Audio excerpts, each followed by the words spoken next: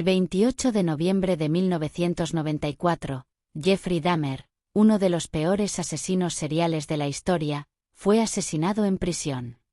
Pero, ¿quién fue el hombre que se atrevió a hacerlo? ¿Fue un acto de justicia divina o simplemente un brote psicótico? Hoy analizamos la perturbadora vida de Christopher Scarver, el hombre que no solo mató al caníbal de Milwaukee, sino que decidió que él era el brazo ejecutor de Dios. Todos conocemos el nombre de Jeffrey Dahmer. Sus crímenes fueron tan atroces que muchos sentían que la cadena perpetua era poco castigo. Pero la justicia en la institución correccional de Columbia no vino de la corte, sino de un gimnasio vacío. Christopher Scarver. Este hombre, que ya cumplía una condena por asesinato, se encontró cara a cara con Dahmer y Jesse Anderson. Solo 20 minutos bastaron para que Scarver cambiara la historia de la criminología para siempre. Scarver se convirtió instantáneamente en una figura polarizante, un héroe para algunos, un asesino psicótico para otros. Hoy, no solo vamos a narrar un asesinato en prisión. Vamos a desvelar quién es el hombre detrás del acto que alivió a toda una nación. Hablamos de Christopher Scarver. Bienvenidos a mi canal. Empezamos. Scarver nació el 6 de julio de 1969. No nació siendo un monstruo. Fue el segundo de 5 hermanos en una familia común de Milwaukee, Wisconsin. Su vida seguía el guión de miles de jóvenes de la clase trabajadora. Asistía a la secundaria James Madison, pero algo empezó a torcerse. En el 11º grado, la estructura se rompió. Scarver abandonó los estudios y se refugió en el alcohol y la marihuana. La situación se volvió tan insostenible que su propia madre, en un acto de desesperación, lo echó de casa. Sin hogar y sin rumbo, Scarver encontró un salvavidas, un programa de aprendizaje de carpintería en el Cuerpo de Conservación de Wisconsin. Allí, un supervisor llamado Edward Patz le hizo una promesa que Scarver atesoró como su única salida. Termina el entrenamiento y tendrás un puesto a tiempo completo. Pero el destino tenía otros planes. Patz fue despedido repentinamente, y con su salida, la promesa de empleo de Scarver se esfumó.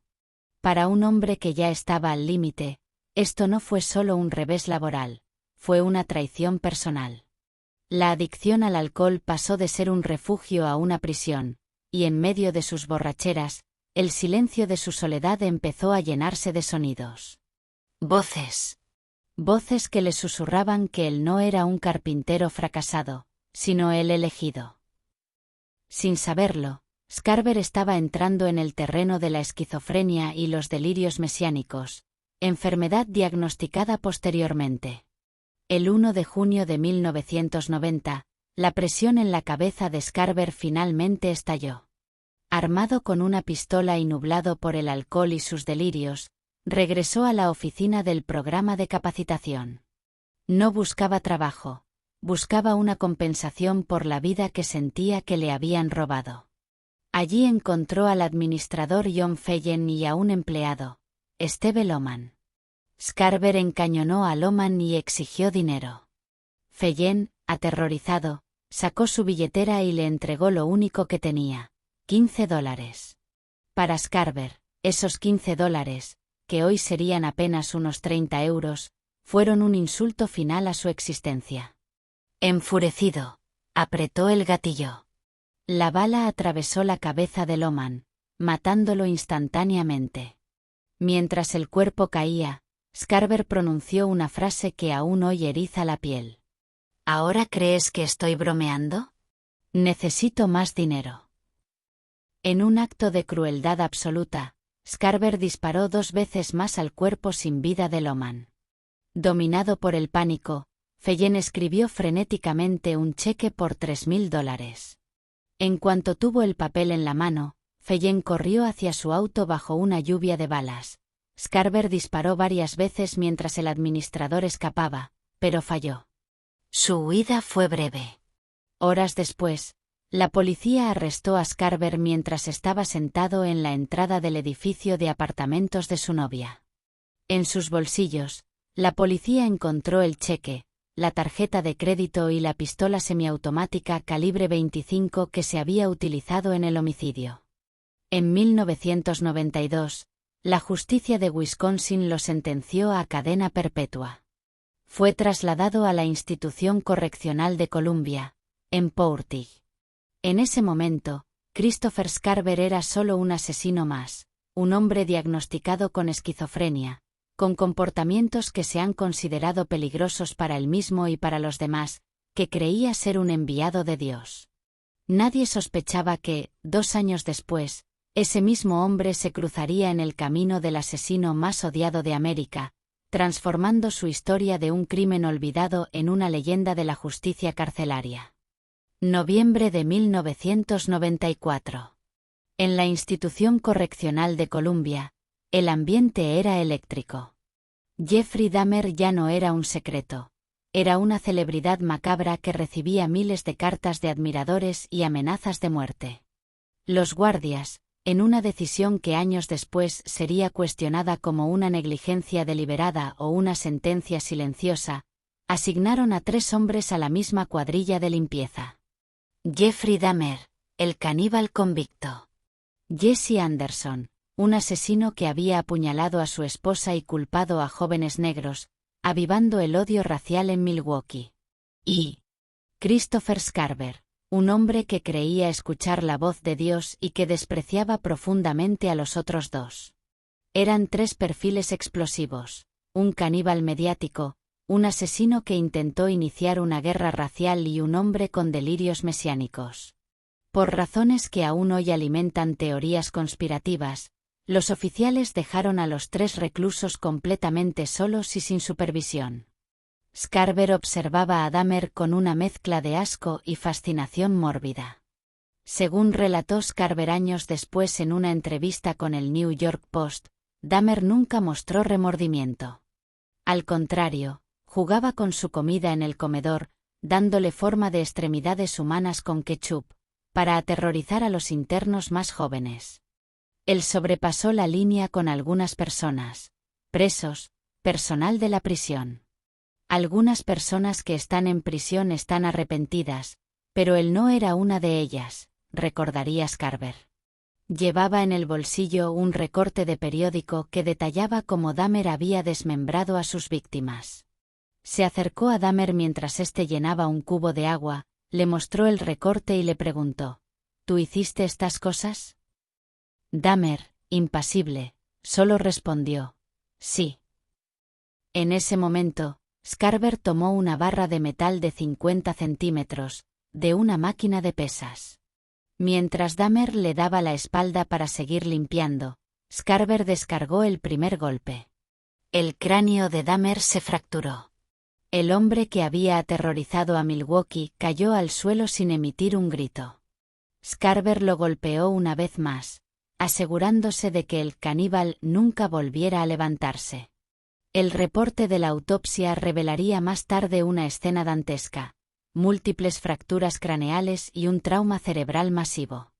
Dahmer, el hombre que había diseccionado a 17 jóvenes, moría 1 hora después de llegar al hospital, sin haber recuperado el conocimiento. Pero la misión de Scarver no había terminado. Caminó hacia las duchas, donde Jesse Anderson trabajaba. Anderson, que había intentado manipular la tensión racial de la ciudad para encubrir su propio crimen, representaba para Scarver todo lo que estaba mal en el mundo. El ataque fue igual de brutal. Scarver usó la misma barra de metal para destrozar el rostro de Anderson. No murió en el acto, resistió 2 días conectado a soporte vital, hasta que los médicos, ante la falta de actividad cerebral, decidieron retirarlo. Lo más inquietante no fue el ataque, sino lo que sucedió después. Scarver no intentó esconderse. Caminó tranquilamente de regreso a su celda.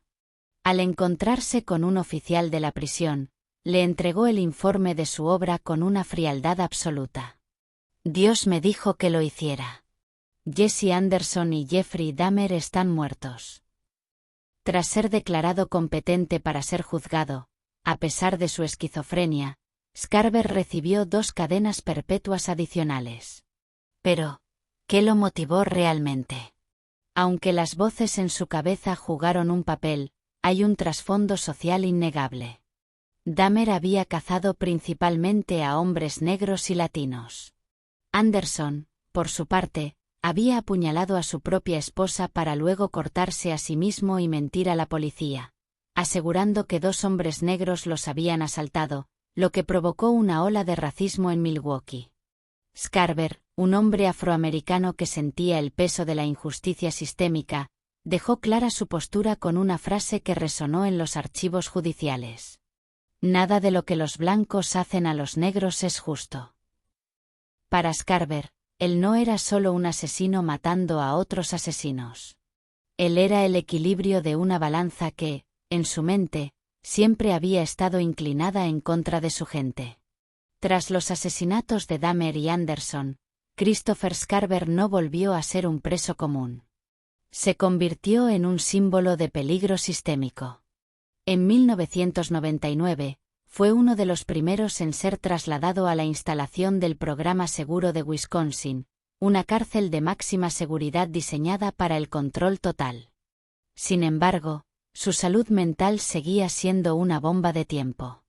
En 2001, la jueza federal Barbara Crabb intervino en un caso histórico, ordenando que Scarver y otros 3.000 reclusos con enfermedades mentales graves fueran retirados de ese entorno debido a la falta de tratamiento adecuado. Como resultado, Scarver fue enviado lejos de su hogar, al Centro Correccional Centennial en Colorado, donde el aislamiento se volvió su única compañía. En 2005, Scarver decidió enfrentarse al sistema que lo custodiaba. Presentó una demanda federal alegando que las condiciones en Wisconsin habían violado sus derechos constitucionales. Argumentó que fue sometido a un castigo cruel e inusual, un término legal que describe el maltrato físico o psicológico extremo. Pero la justicia le dio la espalda.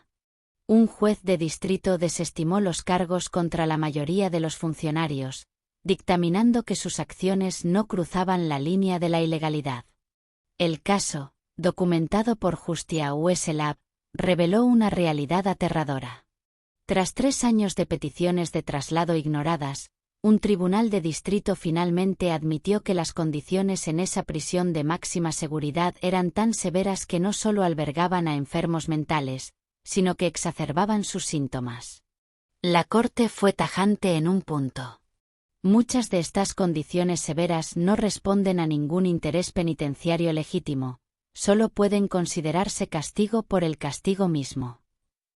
Era una admisión oficial de que el sistema estaba diseñado para quebrar la mente de Scarver. Sin embargo, el sistema penitenciario tenía su propia versión. Argumentaron que el traslado de Scarver a la Supermax no fue un intento deliberado de causarle angustia o agravar su esquizofrenia. ¿La luz constante en su celda que no le dejaba dormir?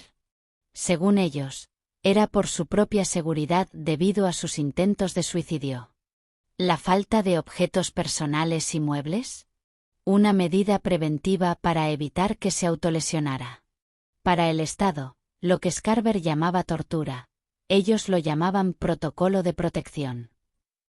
A pesar de contar con el apoyo de otros reclusos y de presentar una apelación en 2006, la voz de Scarver no fue lo suficientemente fuerte.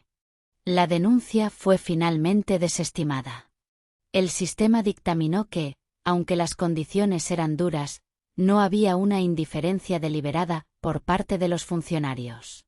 Fue entonces cuando Scarver reveló una cifra demoledora. Para ese momento, ya había pasado 16 años en régimen de aislamiento como consecuencia directa de haber matado a Dahmer y Anderson.